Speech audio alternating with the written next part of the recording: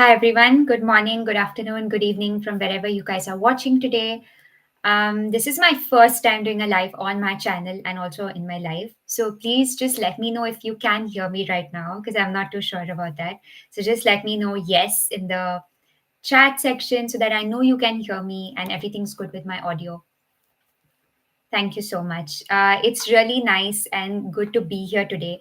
I really want to do such a live on my channel every month so that it can help all of you. I know everybody watching my videos have so many questions and doubts, and you guys comment it and you ask, and I'm sorry, but I can't get back to every single comment that comes, right? So having such live sessions will be so helpful and useful to each of you because you can come here, ask your questions, I can answer them live, and it'll really help us to build community engagement. Another thing is that I really want to help you out because I want to keep my channel as realistic as possible. Lesser of like collaborative sponsored stuff and more of like genuine advice because I've been through the stuff you're going through exactly not too long ago. I was also a student in college, and it was difficult to find my way in cybersecurity. Nobody else was doing it. I know you guys know that story. You've been hearing it from my videos, right? So I won't take up a lot of your time. We have a lot of people who have already joined in, and I will start with the questions immediately so that we can cover as much as possible, right? So let's start with one of the first questions here. Hi Dee, I'm in my last year and I'm planning to get into cybersecurity. I don't know about cybersecurity or coding. How to do it? Please tell me.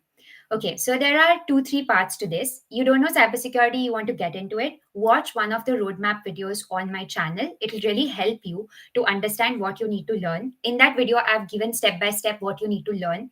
And there's also a video on my channel of the top free cybersecurity resources. So, what I suggest is open the roadmap video, then open the free resources video, and then mix and match. So, if I'm saying learn operating systems, then you watch the free resources video and check what are the sources to learn operating systems from, right? So this way you make your own study plan and then you start learning. And coding is not compulsory in cybersecurity.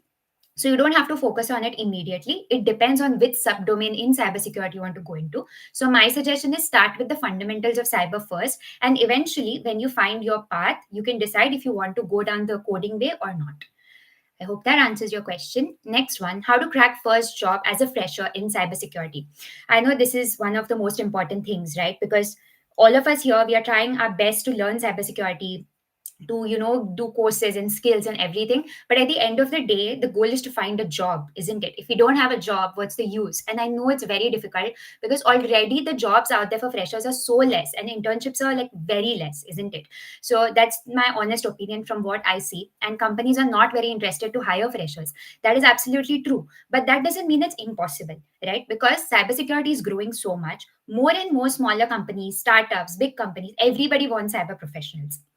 And the bigger companies might not be very keen to hire you as a fresher, but the smaller and the startup level companies want to hire people like you because you're eager to learn. You're okay with a little lesser pay because it's your first job. You won't demand a very high salary. So they'll be okay to pay that to you, right? So you have the skills, and there are companies who want to hire people like you. The problem is there should be a bridge in the middle, which is the visibility.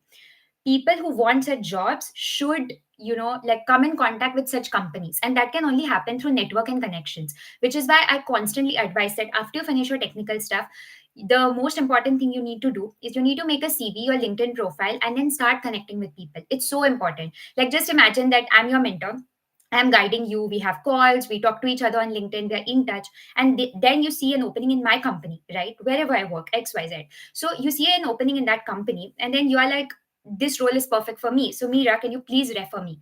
And if I know you and your background and I trust your work and trust what you do and your skills, I will refer you for that job, right? So things are so much easier. Now, imagine you know so many more people like me in cybersecurity. Then they all can help you with reference whenever needed. So that is the best way you can crack your first job. Otherwise, it's going to be a little difficult. I'm going to be honest about that. Next thing, is DSA required in cybersecurity? No, it's not required. And I'm really happy answering that question that it's not required, because when I was doing my engineering, I absolutely hated DSA. I never understood anything happening in that. So I'm happy to tell you that you don't need to know any DSA stuff. That's mainly required for, coding kind of jobs and on campus placements. Otherwise, you don't need it for cyber.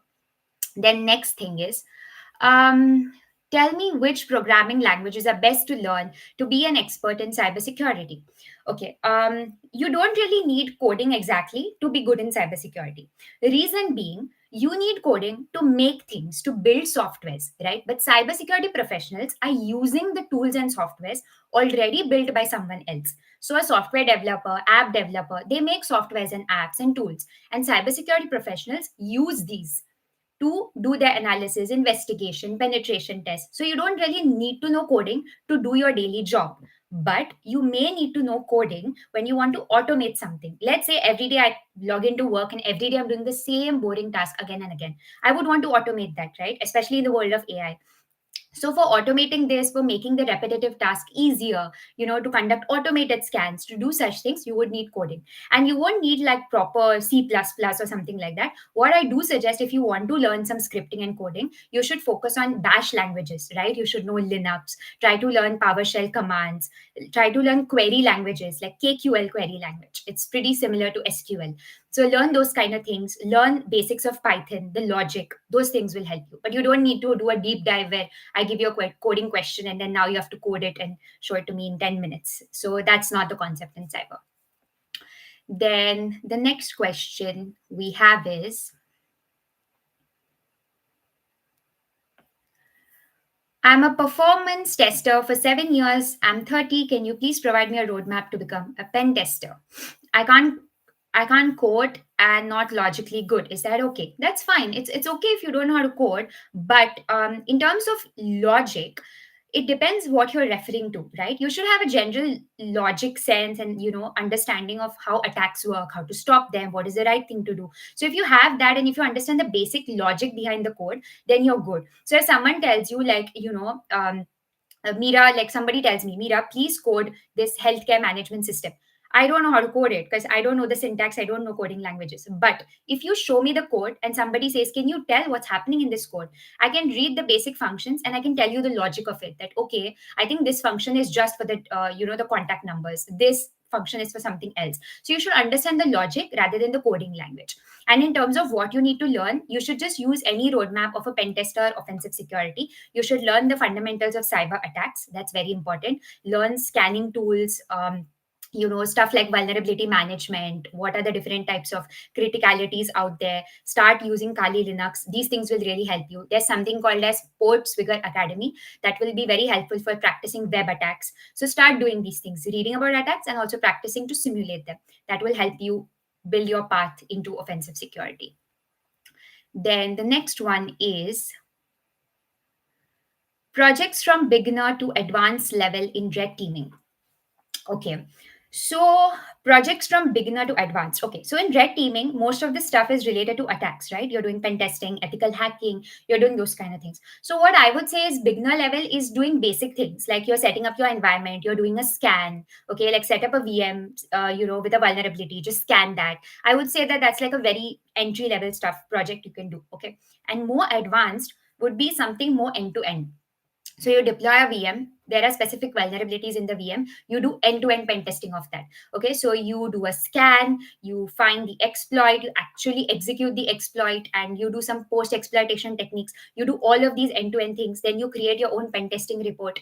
Okay, just like how they are in the companies. So this whole project will be really nice and more concrete. It's like you have done your own pen testing project. It'll be really good. If you want to try something different, you can even try AI pen testing because that's something new in the market. So there is a video on my channel if you didn't check it out called Penlegent AI. I really like that platform. It was my first time using it, and it's very interesting because if you're just starting out, you will be a little lazy to sit and write a lot of commands and do scans, and it'll be a little overwhelming because you're like, what's happening? I don't know these commands.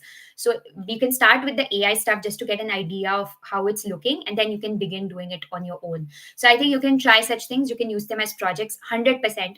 All the freshers or like beginners watching this live right now, all the TryHackMe labs or Hack the Box, CTFs, SOC Home labs, Attacker Defender labs, all these amazing things you guys are doing, please put it under the projects and lab section in your CV. It's very important because in cybersecurity, we don't have stuff like coding, right? We don't have like, I created a website. You can't write that. Okay. So instead, these are all these amazing things you're doing are your labs and projects. So make sure you put this in your CV.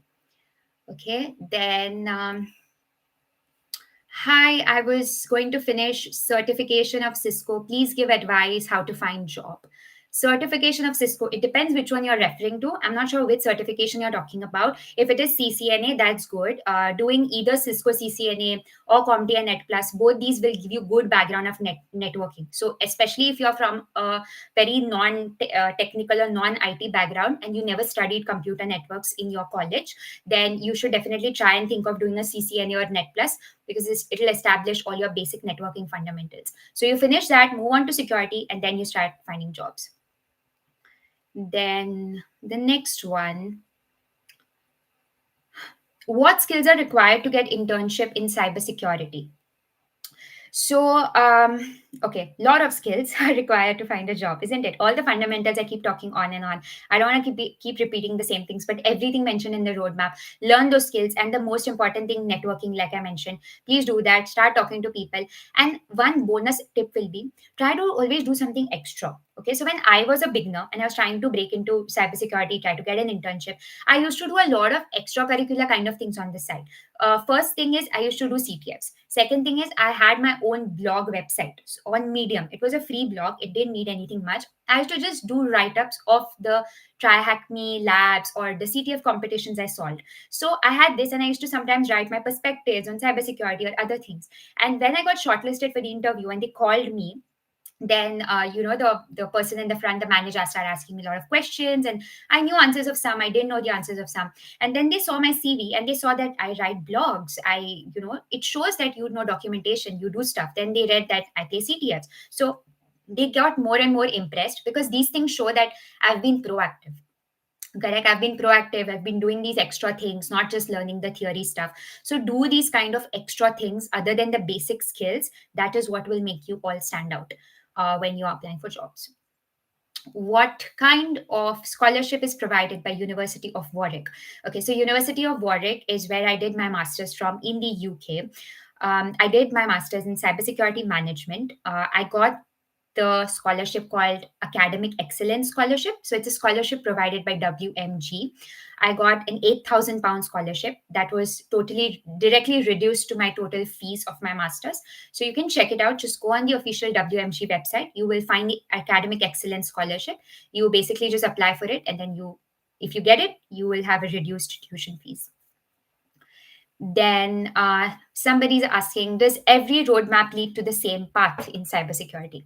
This is very interesting because I know that you guys don't just watch my videos, right? Obviously, where anybody who's trying to learn, you go to YouTube, you go to Google, you search cybersecurity roadmap, best roadmap, what works, and you watch so many other videos as well.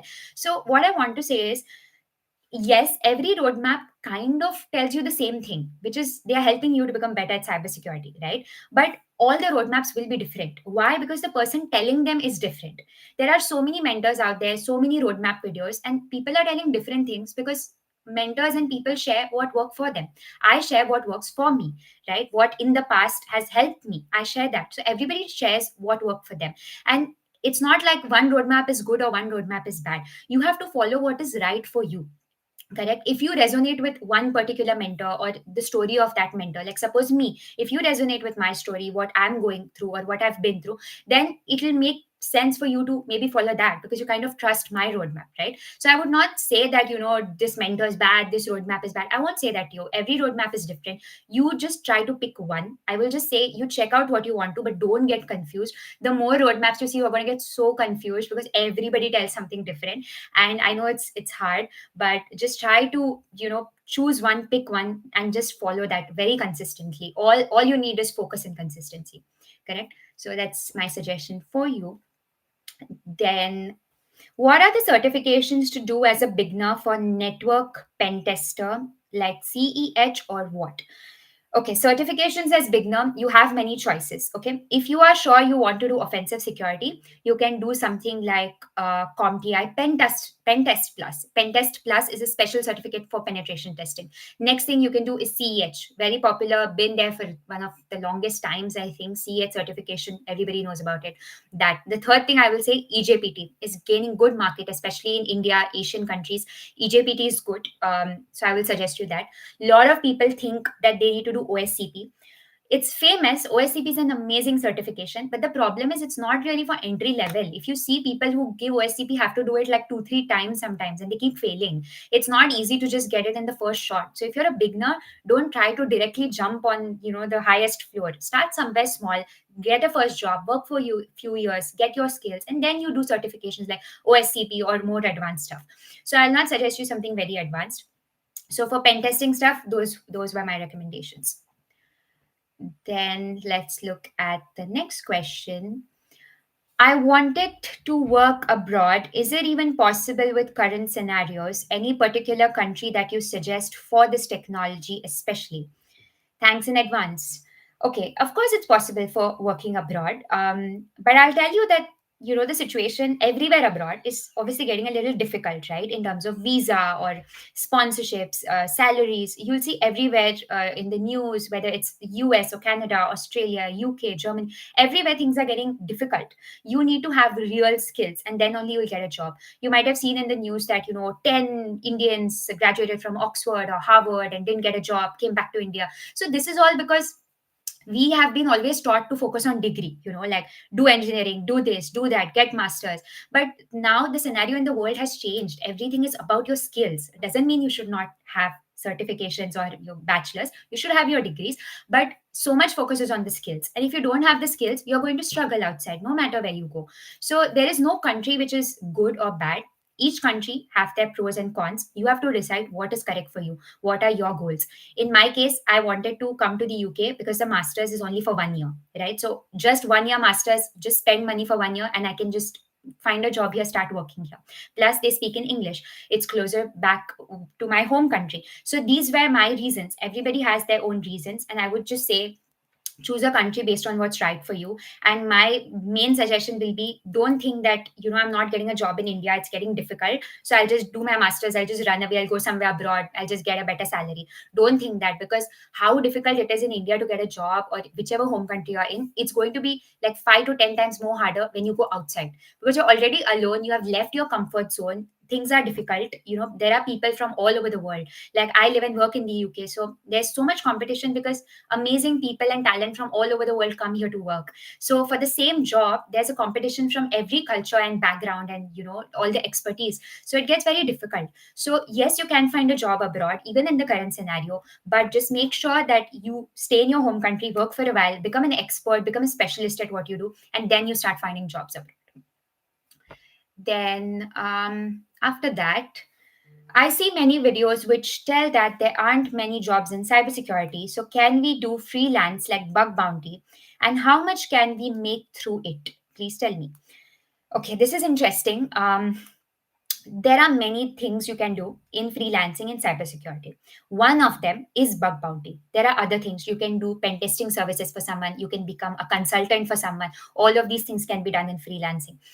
You can even do secure code reviews, securing people's websites, all these things. Bug bounty is one of the things you can do in freelancing. Bug bounty is a huge market. Definitely. You can find bugs, report them, get paid for them. People get huge amounts of money. I have tried my hands at bug bounty, but not full time because I immediately started doing my full time job. But I know people who earn lots of money from this, $500, $1,000. It can be very less, like $20, $50, but it can range up to a really high level. Trust me, like $500,000 is also very doable. So many people get bounties of this level. So yes, you can do freelancing in this, but it's more like you be at home, you become expert, you start finding bugs, vulnerabilities, you report them. Sometimes you get a bounty, sometimes you don't. So it's unpredictable income, right? That's the thing with most of the freelancing things. Sometimes you have clients, sometimes you don't. So your earning will be a little unpredictable. What if 3 months go by and you don't find a bounty? Things will get difficult for you, right? So what my suggestion would be that you start working in a corporate environment, do bug bounty side by side. Okay, do it to be in touch with the practice, become good at it, keep doing your main day job. When you start getting really good at bug bounty and you know that okay, this income is coming now, every month I am getting like xyz amount, I'm easily able to find bugs.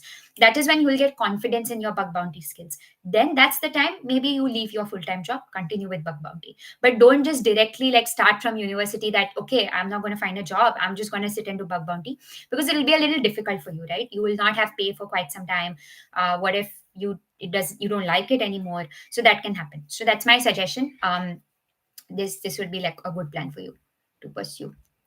Then the next question we have is, I am a PCB student with CS. Can I do BSc in CS or BCA? But parents want that I should do pharma, but I want to do cyber. Okay, one second. Let me wrap my head around that. So PCB, that's physics, chemistry, bio. Okay, you don't have math with CS. Okay, can you do BSc or BCA? Parents want you to do pharma. Okay, I understand. There are two ways I'll answer this question. The first part being about you wanting to do something and your parents are not easily agreeing. Um, what you need to do is you need to genuinely tell them, right, that you're not interested in this. You tell them that if you're forced to do something you don't like or you don't enjoy, you will never become the best at it. If they are telling you to do something, yes, you can do it. It's not impossible. All of us can do anything if we decide to do it. But if we don't like it and we are not passionate about that, we don't want that as our career, we will never become the best at it. If we are not the best at it, we won't get a rise, we won't get more pay, we won't earn more money, right? So that is the reason. This is how you should explain to your parents, that show them confidence instead of just arguing and being like, I know this is turning into a motivational talk, but I don't want you guys to like just argue and be like, no, I want to do cyber. Just tell them the logic and the reason behind why you think so. Okay. And the part about can you do BSc or BCA? See, the problem is in India, because majority and most of the people are engineers, right? Everywhere you will see everybody becoming an engineer. So because we have a lot of engineers and we don't have that many level of jobs, what happens is that when 10 people apply to a cybersecurity role, and out of 10, 8 of them are BTech, okay, BTech in IT or CS, something in computer, they have done engineering, and one is BCA, one is BSc. Now the recruiter in the front wants to shortlist the 10 people. They don't want to take an interview of all the 10 people. They want to shortlist and take interview of 5 people. Okay. So their first filtering level is like, you know what? Let's just take 5 people from BTech or engineering and just leave out the rest. Okay. I know it's sad and it's unfortunate, but that's how it is because we have literally excess of engineers. Okay. So this is the issue. So it's kind of those things that for on-campus placements, they will just be like, if you have below 9 CGPA, 9.5 CGPA, cancel. You can't apply for this company. It's that kind of a thing that you don't have engineering degree. Okay, let's not consider you right now. So that is the issue. So if you are still in school, you want to pursue something in your graduation, you're confused, BCA, BSc, engineering, first preference, just give it for engineering. Okay, try your best to try and get into an engineering college in IT or CS.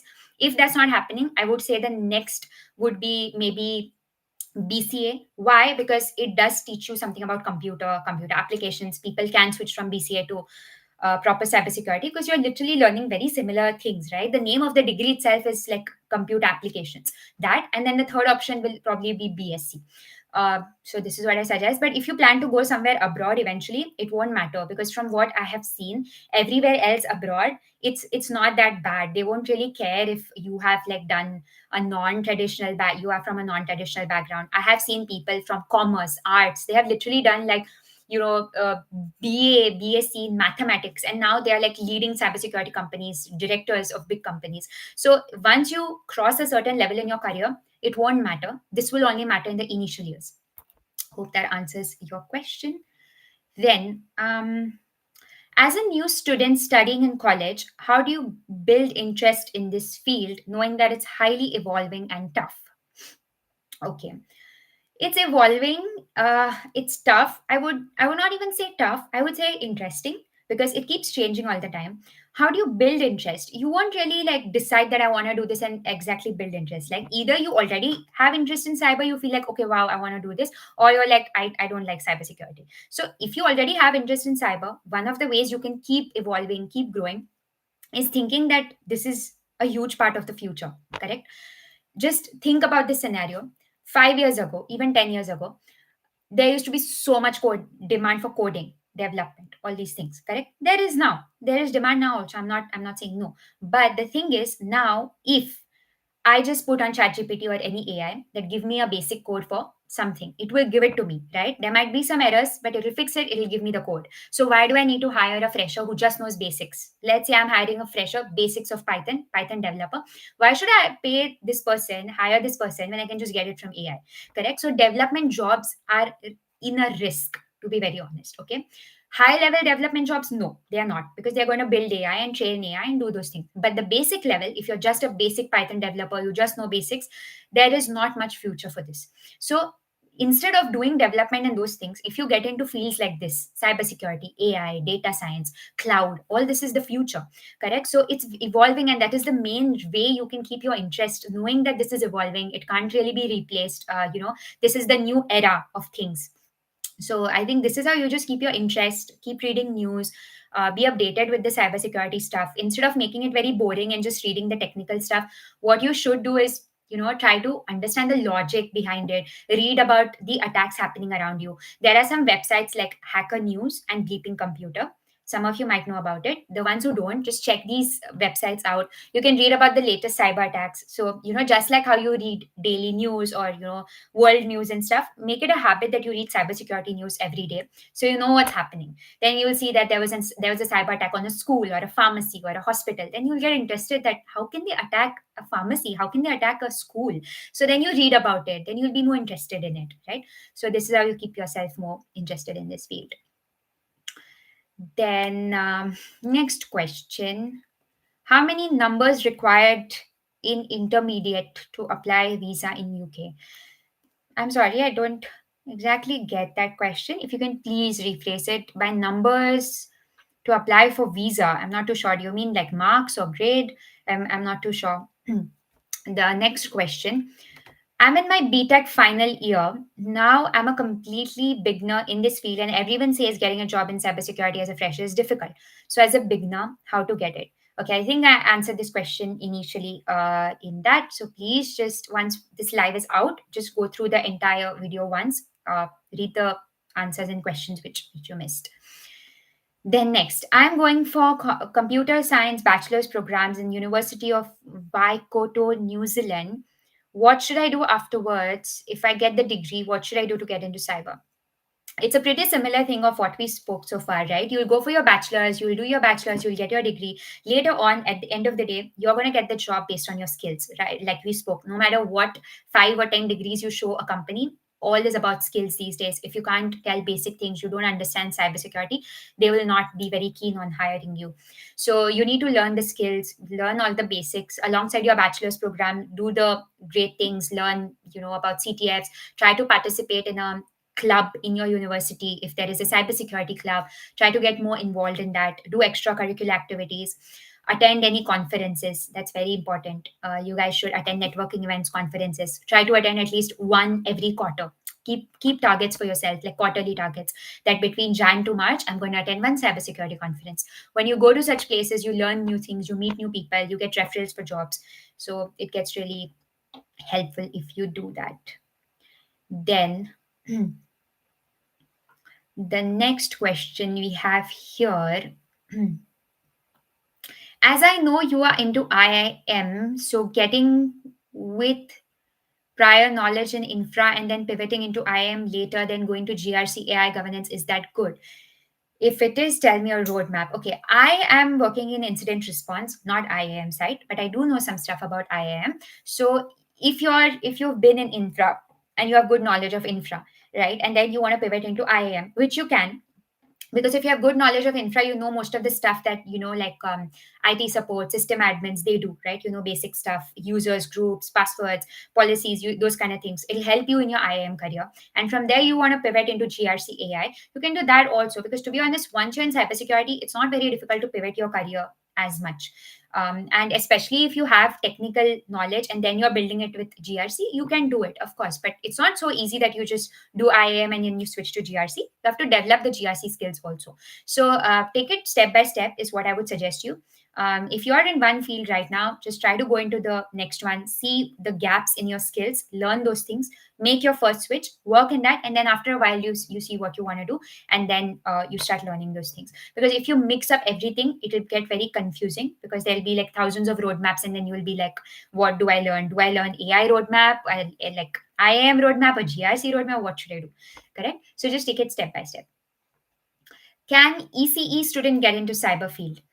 Yes, you can. If you learn all the fundamentals they teach you in IT and computer science degrees. So, the difference between an ECE student and an IT comms student getting into cyber, the only difference is that you're not learning some of the fundamental concepts, right? Like you might not have computer networks and operating systems, or you might not have labs in your university where you're going and doing Linux commands and stuff. So, these are the gaps. So, that is what you need to cover. And then you follow the basic cyber roadmap that we've been discussing many times. Check it out. There is a video on my channel for this. So you follow the same method. Doesn't matter if you're ECE.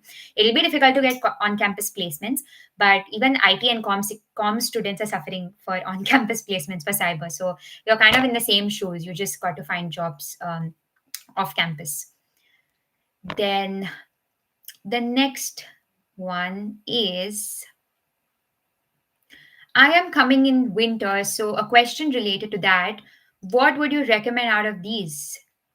This is like a very non cyber question we have here, but since I've read that out now, let's answer it. So I believe this person's coming to the UK, maybe for studying here, and you're asking what do you get, winter clothing. I would say that don't get anything back in your home country. Come to the UK and then buy it, because the winters here are much harsher than back in your home country. So buy stuff from here because it will be more suitable for the weather here. So don't overload your stuff with a lot of things. There's actually a video on my channel earlier. If you just scroll down, way down, you will find a video of exactly the things you need to get from your home country while coming to the UK. So just check that out because I think that'll answer your question better.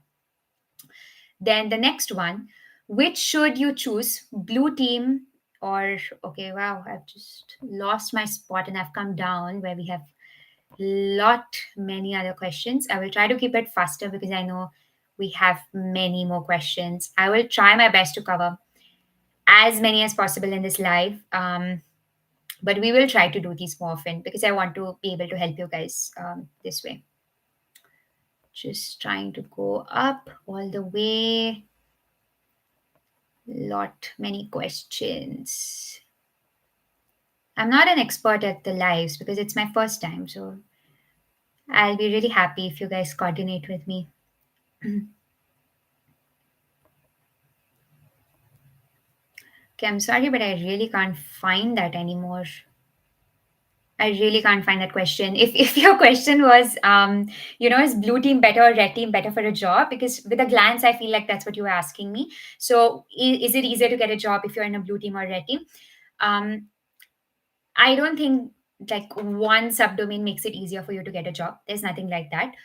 In general, it is easier to find jobs in blue and red teams rather than GRC, because GRC is more to do with the business and the impact, risk of the organization, policies. So it's a little more, it's not really entry level. But blue team and red team is both equally okay for entry level, depending on what you're choosing. If you are a fresher, don't apply for advanced threat hunter or advanced forensic responder roles. What you need to apply for, is something like a SOC analyst, junior cybersecurity analyst, junior penetration tester, junior ethical hacker. These are the roles that are friendly for beginners. So don't go into a cybersecurity domain because it's paid more or because the jobs are more easy.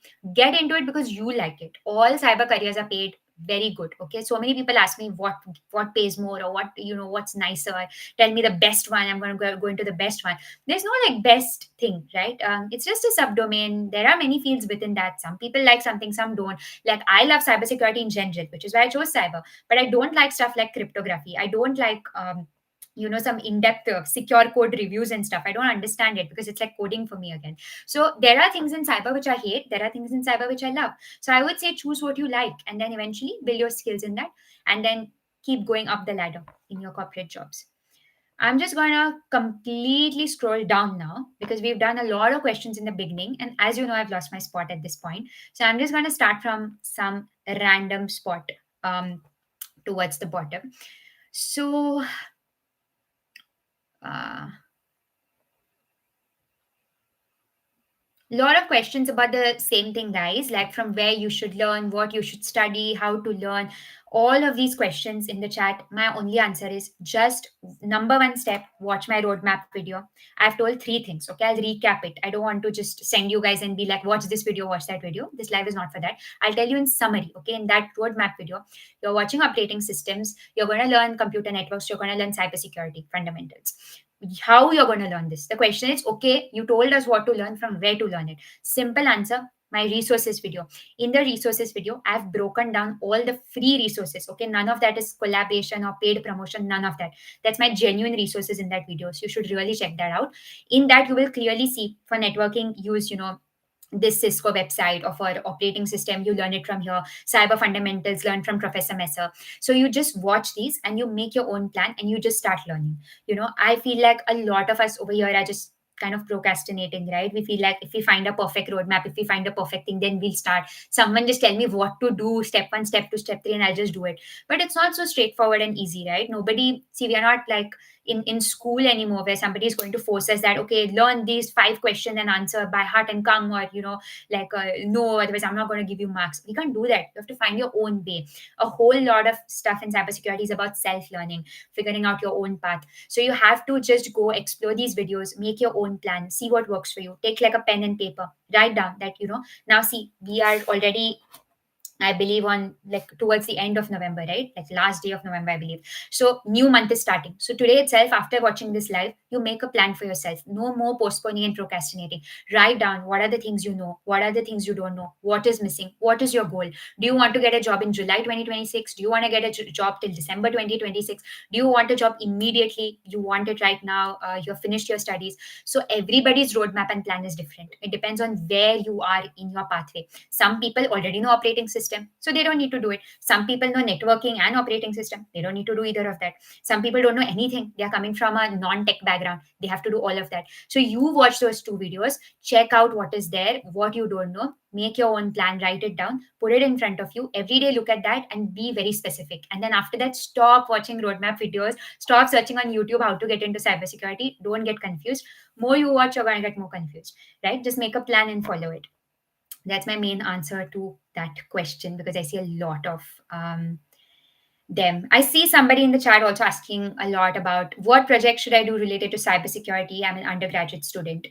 Um, I spoke a little about projects at the beginning of this live. If you missed it, in terms of projects, there are multiple things you can do. The most popular thing is you can do an attacker defender lab. Okay, so an attacker defender lab, what you need to do, you have to set up one VM. You download VirtualBox or VMware. One VM is your attacker, one VM is your defender. Now the attacker is going to attack a third virtual machine, okay, who's like a target, suppose, going to attack that machine. The defender is going to defend all this happening. Then you can deploy your own stuff. You can deploy your own firewall. You can pull out the logs. You can deploy an open source SIM solution, put it in that. So you can make this attacker defender lab. You can also make it into a SOC home lab. That is one thing. The next thing is a pen testing project we just spoke about recently at the start of this live. So in the pen testing projects, it's pretty similar. You deploy a VM. It's intentionally vulnerable. You know the CVEs it has, and then from one tool, one VM, you're actually scanning it, scanning your target, finding the vulnerabilities, exploiting it, writing proof of concept, making a pen testing report. That is your whole pen testing. So these two you can do. If all of this is too advanced for you, you're feeling like it's too much, that is why I suggest people to begin step by step. Okay, if you have not done any hands-on in cybersecurity and directly I'm just going on and on about deploy a VM, do this, do that, put this command, it's very confusing. Okay, so start very small. Do TryHackMe labs. There are so many free TryHackMe labs. There are paid and free ones also. I will not tell you that you need to pay some amount and just get all the labs and do it. It's okay. You start for free, start small. Okay. No need to pay and get the subscription initially. Start with the free labs. There are so many. There is a pre security pathway, there's a SOC analyst pathway, there is a offensive security path. Whatever pathways are there on TryHackMe, open that, make your account, start doing all the free labs. Something is paid, skip it for now, move on to the next one. Keep doing all the free labs. Once you have exhausted all this, you have understood good hands-on knowledge now about how to do stuff in cyber, how to put commands, how to do a ping, how to connect with something. So you understood the basics with inbuilt labs. In this, you don't have to deploy VM, you don't have to do anything. It's there in TryHackMe's website, correct?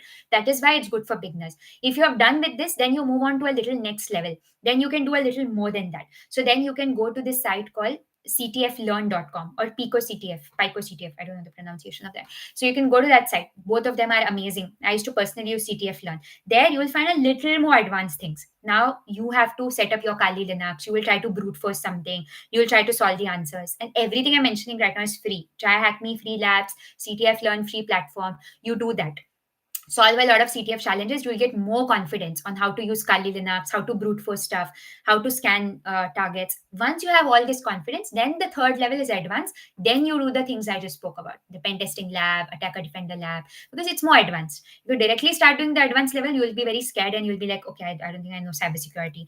I can't do this. So we don't want to get scared. We want to start slowly, step by step. Hope that answers your question. Somebody is asking which degree is necessary. I kind of mentioned this. So, degree necessary in India or Asian countries, they will give you more preference to engineers than to BCA, BSc. So, try and do an engineering degree. If it's difficult or you don't want to become an engineer for whatsoever reason and it's hard, then maybe go for a BCA or BSc. But make sure when you do that, you start overcompensating because you know you didn't go for a degree that every employer is preferring. So since you know that, you need to fill in the gaps by start like from the first year, from the beginning, start preparing your logic, your fundamentals, those kind of skills. So that would be that. Then the next question we have, ma'am, I learned NumPy pandas mastery in Python. I think it was waste of time. No, it's not a waste of time. Don't worry. I've myself actually used these libraries and tried to do this. I never enjoyed it, but I've done this. It's not a waste. See, nothing is waste. At the end of the day, whatever coding language you're learning, I know we are like collectively hating on coding right now, but the point is that coding languages build your logic, right? Your development, your logical skills. So it's not a waste. It's not at all a waste. If you write on your CV, you know Python, you know advanced level of coding, it's only going to be a benefit for you. Nobody's going to say, you know Python, that's it. We're not selecting you now. We don't need coding in cyber. Now we don't need somebody with Python. They ask for Python. Python is needed to automate skills. If you know coding, that means you know the logic behind it. You can automate things in the organization. So it'll only help you. So don't worry, it's not a waste at all if you've done it. Then the next question we have, I'm sorry, but the Q&A just literally jumps off from the question I'm going to pick up. Okay, I see somebody asking this question like repeatedly. Hey, just started my journey 6 months ago. I have done CompTIA Security Plus, Network Plus, Azure AZ900. Now doing labs on Let's Defend, Certified Junior Cybersec Associate. Is this good? Perfect. Amazing. You've been doing all the great things. In 6 months, you have covered Net Plus, Sec Plus, even done Azure. So, cloud fundamentals. And you're also doing labs on Let's Defend. That's good. This is great pathway you're following. I would say in your case, don't keep feeling like you're not ready. Okay. Because another thing that happens, it will happen with a lot of you guys who are watching this live. What happens is we always keep feeling we don't know enough. Okay, you have to recognize that also. Okay, that sometimes you have reached a point where you know enough as a beginner. I know there are so many things out there. One day you will feel like I don't know cryptography. One day you will say that I don't know app, securing apps. I don't know some pen testing tool. I don't know scanning. You'll get lost all over the place. But there are so many things. You can't learn everything. Not everybody knows everything. If you ask me like 10 questions of different backgrounds of cybersecurity, different subdomains, chances are I can't answer a few of them because that's not my expertise. You don't need to be an expert in everything. You don't need to learn everything. Wait for a time when you are just perfect. I know everything now. Now somebody give me a job.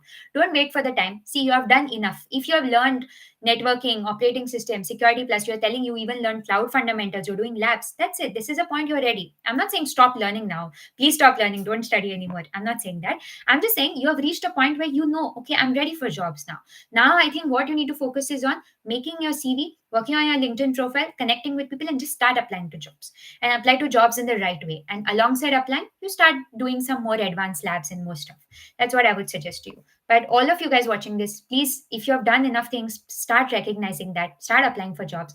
The problem I see most is, we are at our homes, we are behind a screen, we are doing on and on, we're doing labs and doing hundreds of things, but we don't apply for jobs. We feel like after we do this, we'll apply for jobs. But applying for jobs itself is a very big skill.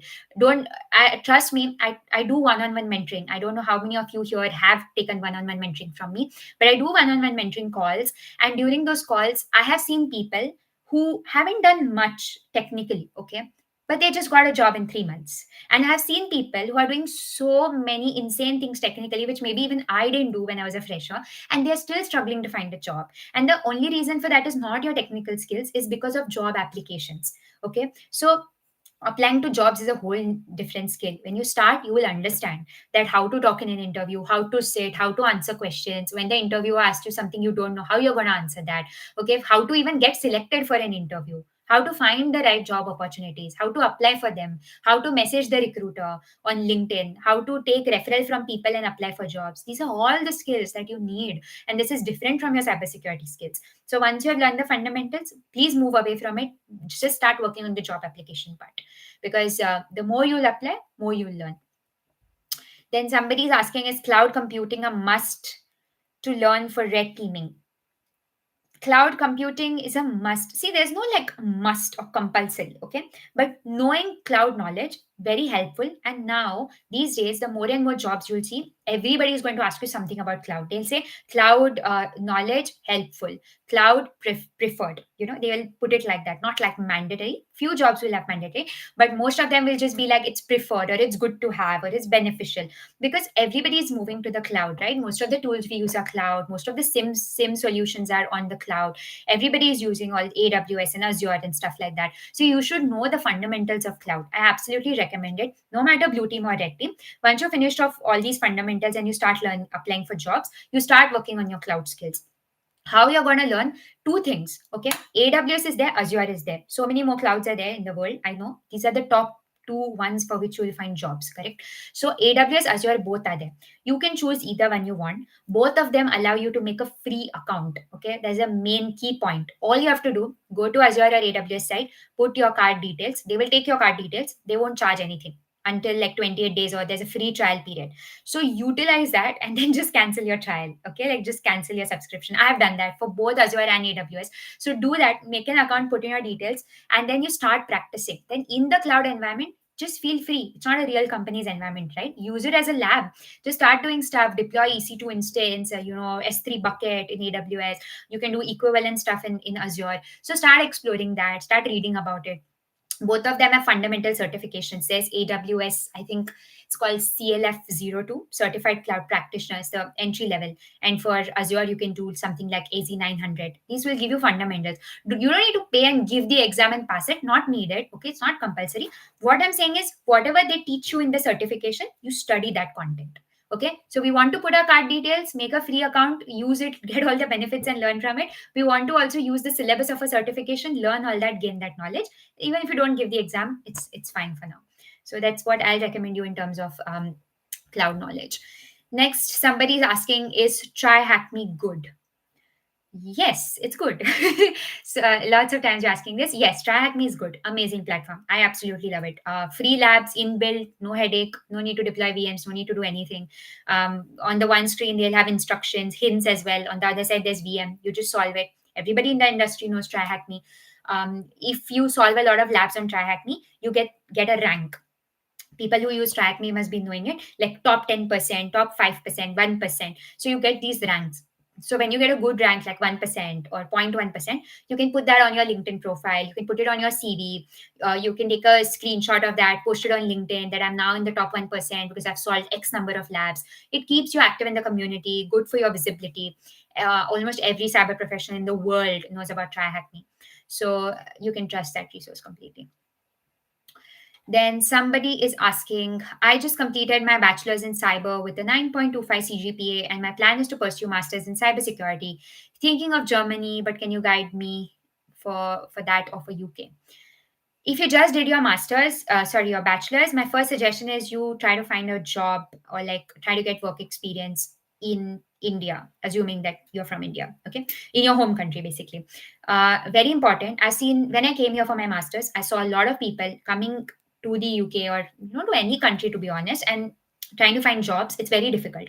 You tell me about this simple scenario, okay?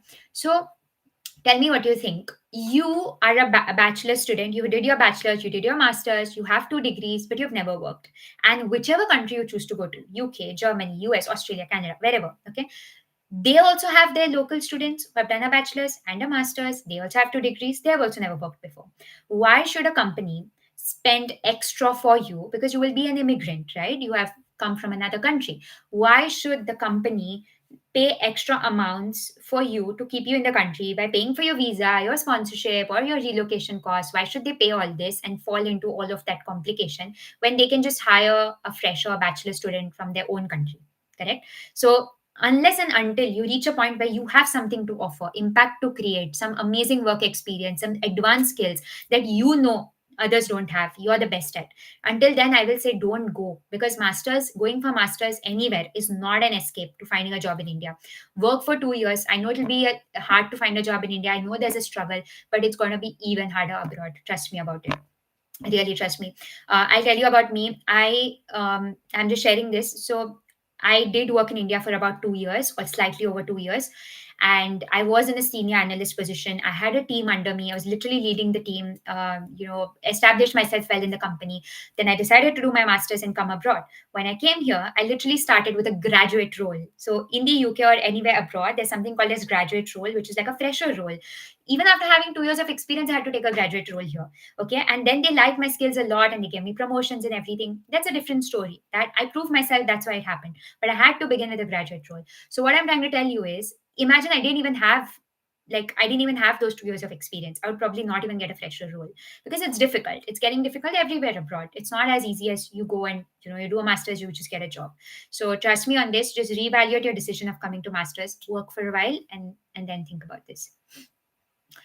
Do you have a community where we can connect with like-minded people? I don't have a community as such as of now, but we will try and do more of these lives, because I think today was really productive. It's been like 51 minutes in this live so far, and I know there are so many more questions, and I'm really sorry if I haven't gotten to some questions yet, but it's very difficult for one person to answer questions, and I've been talking on and on for 51 minutes. We will try to wrap this up in the next 9 minutes so that we are at the 1 hour mark.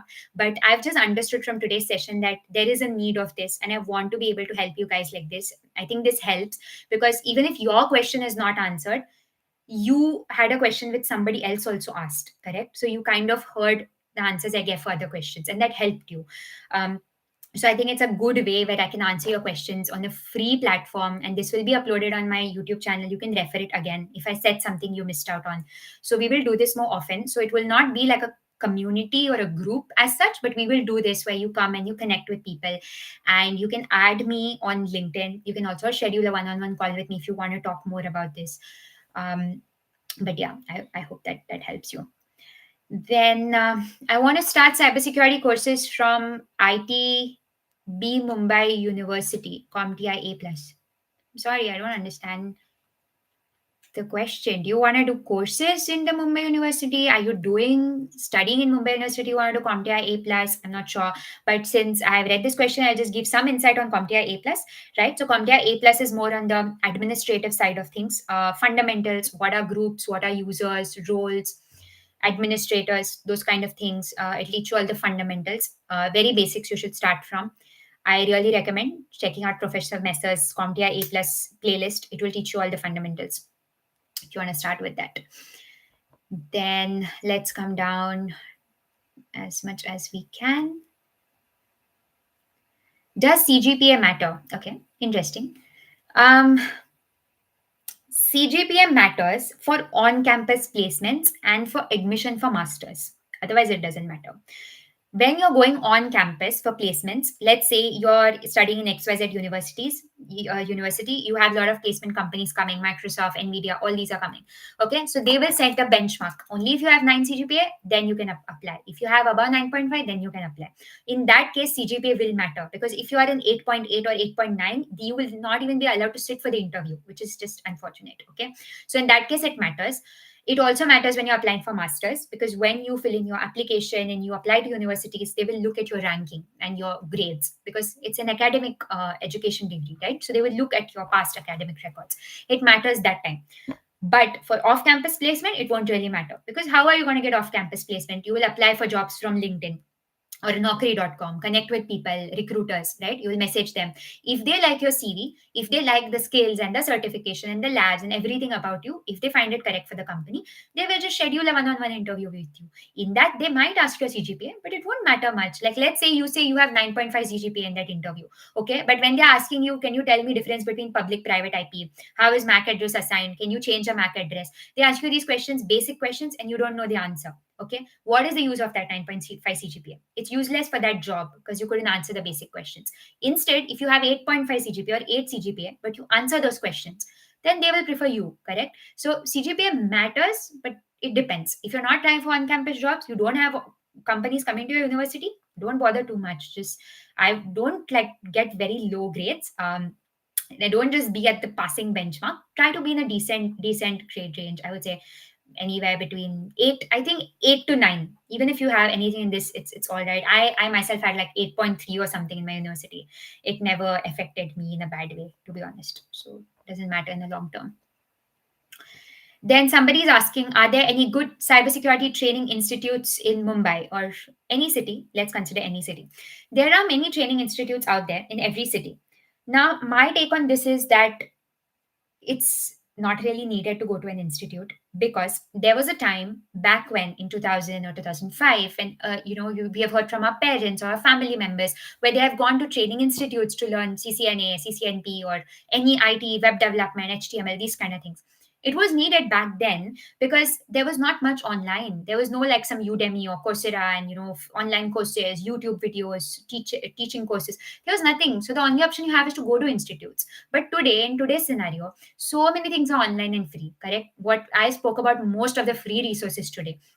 Other than that, even if you want to go for paid ones, there are so many great options. So, and there are certifications which teach you for online, which you can give the exam online. So it's not needed to go to these institutes, okay? Unless you are a person who is like, I can't study online, like I cannot, it's impossible for me to sit in a screen and complete a course, okay? If it's absolutely mandatory for you that you need to be in a room surrounded with people learning, watching a whiteboard, learning from the instructor, then you consider it. Otherwise, you don't consider it, because I'll tell you, most of the institutes out there, I've seen this from the mentees I talk to during my one-on-one calls. I have seen that they tell me that, I'm enrolled in an institute, they're teaching me networking, operating system. They're charging me like more than 1 lakh INR. And I'm just like, 1 plus lakh, you can get an industry level certification in that cost. And they're taking that amount just to teach you guys. And I feel really bad for the students and the people who sign up for these things, because you don't know about this and you feel like, okay, it's a good institute, okay, I'll just go here, they have good reviews, and they're looting you, right? So please don't sign up for some random institutes. Do not, whatever possible, just try to study online or try to make study groups. If you know 4 5 people like who want to get into cyber, make a WhatsApp group, try to get on Zoom calls, ask each other weekly quizzes, questions with your friends, or anybody else, to be honest, online. Just don't pay a lot to these institutes. Try to do online courses, certifications. Don't, I genuinely suggest you not to go too much into this institute stuff, and especially if they're charging you some crazy sort of amount. Okay. The next question. So we will try to wrap up the live session in about 2 minutes now. I know there are too many questions. I am really sorry again, because I'm not able to take all of it. It's just like coming and coming and coming. I'll try to take up 2 3 quick questions. Okay. Which cybersecurity jobs will be taken by AI? Interesting questions towards the end. So, jobs taken by AI. I'll tell you, very basic level SOC analyst jobs. Okay. You will already be seeing this in the market. Some SOC analysts are losing their job. Reason being, most of the companies, in those companies, SOC analysts are doing only like very basic analysis work, and it's more detection. Okay. So the job of a SOC analyst, I'll tell you in an analogy, is literally like, you're a watchman and you're watching a CCTV camera. I'm telling you this not to like insult the job role. I myself was a SOC analyst. Okay. But it's an analogy for you to understand. There's a CCTV camera, there's a watchman. It's the same thing. There is a dashboard, SIM solution, SOC analyst. You sit and detect, you keep monitoring, keep monitoring. If a watchman sees some strange thief on the CCTV camera, he or she will get up, go check this thief out. Who is there? Who's coming? Is this person allowed to come here? SOC analyst does the same thing. They see an alert, from where is this alert coming, who has entered the password, why did they enter it at 12 a.m. in the midnight. Okay, so these are the questions the SOC analyst will also ask. So it's the same thing, but now with automation in place, these SOC analysts are not required a lot. Okay, because they are just doing basic detection. They will just see, okay, this is happening. Okay, do basic analysis, just escalate it to the L2 or L3 or whoever, it depends on the company.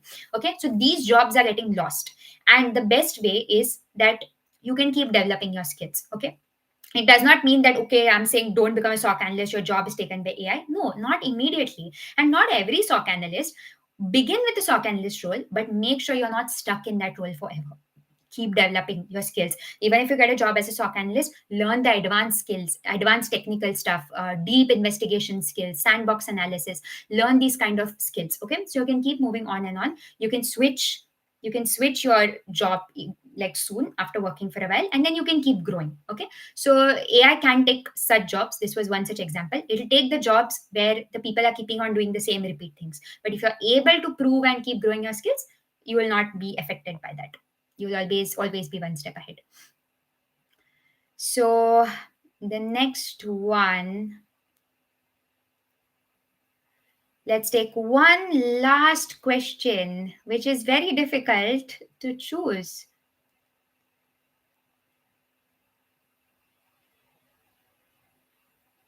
Somebody's keeping on and on and asking me about stuff like winter clothing in the UK, which I did answer previously. I don't know why they want winter clothing so badly, but I'm just going to answer this: coats, puffer, jackets. So we end on a more casual note. Okay, so as I told you, don't get anything for winters from where you're living. Just come to the UK and get, and you need all of these things. You need a puffer jacket, you need a coat, you need scarves, you need earmuffs. It's very cold here.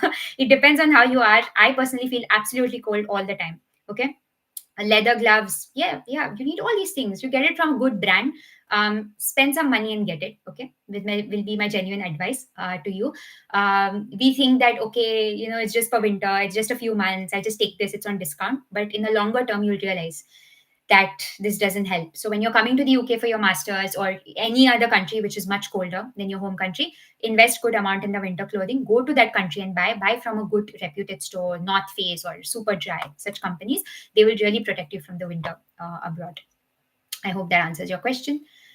Okay, how to schedule a one-on-one call with me. Okay, so I will try to put the link over here in the chat. I hope this is the correct link. I haven't by-hearted the URL. But if you go on talkme.io/Meera Damboli, you will be able to find a page where you can schedule a one-on-one call with me. I hope this live session was really helpful for you guys. I know there will still be questions, and everybody's scenario is different, correct? There are so many questions and doubts you might have. Please schedule a one-on-one call with me. I will genuinely help you in that. We have 30 minutes in that call, just one-on-one. Ask whatever questions you have about anything. Okay, I will answer them, help you out. I do a lot of these calls almost every day, every weekend. So just check this site out. If you lose the link and you're not able to track it, just check it in my YouTube profile. Okay, you will find the link for that. So please schedule a one-on-one call. I'll be more than happy to help you. And thank you so much for being so interactive today. We have had constant audience of at least 50 to 60 people. I'm noticing it went above as well, but I think 60 was constant throughout. So I'm really glad for your support, and thank you so much for your questions and asking these things. I hope I can answer your questions in the coming live sessions. So see you next time, and don't forget to subscribe to my channel if you haven't, because that's how you will find out about my live sessions. And also follow me on Instagram, because stuff like this live session, I post more reminders and more stuff there and more helpful content. So if you're following me on my Instagram, it will really be helpful. My name on Instagram also is Meera Damboli. Okay, so thank you so much, guys, and I will see you next time. Thank you.